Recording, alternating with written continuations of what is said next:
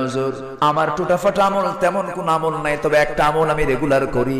সেই রেগুলার আমলটা হলো ওযু যখন বানাই সঙ্গে সঙ্গে 2 রাকাত নফল নামাজ পড়ি।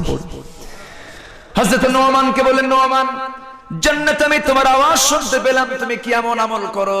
হযরত নোমান বলছেন, ইয়া রাসূলুল্লাহ, এই জাগতিক জীবনে আমি সবচেয়ে বেশি ভালোবাসি আমি আমার আল্লাহকে, নাম্বার 2 আপনাকে হে রাসূল, আমি আপনাকে 2 নম্বরে ভালোবাসি, আর নাম্বার 3 সবচেয়ে আমি যাকে বেশি দাম দেই তিনি হচ্ছেন আমার দুজন মানুষ, আমার মা এবং আমার বাবা। জোরে কোন সুবহানাল্লাহ। রাসূল বললেন, তোমার মা বাবাকে সম্মান দেওয়ার কারণে, মর্যাদা দেওয়ার কারণে আল্লাহ পাক আমার কণ্ঠ, আমার কানের মধ্যে তোমার কণ্ঠের আওয়াজ শোনায় দিয়েছেন। জোরে কোন সুবহানাল্লাহ। মায়ের দাম আছে নাকি? আস্তে কবেন না, মায়ের দাম আছে নাকি? আমার বন্ধুগণ, এরপরে জাহান্নামের দিকে চলে গেলেন, জাহান্নাম সফর করলেন। জাহান্নাম সফর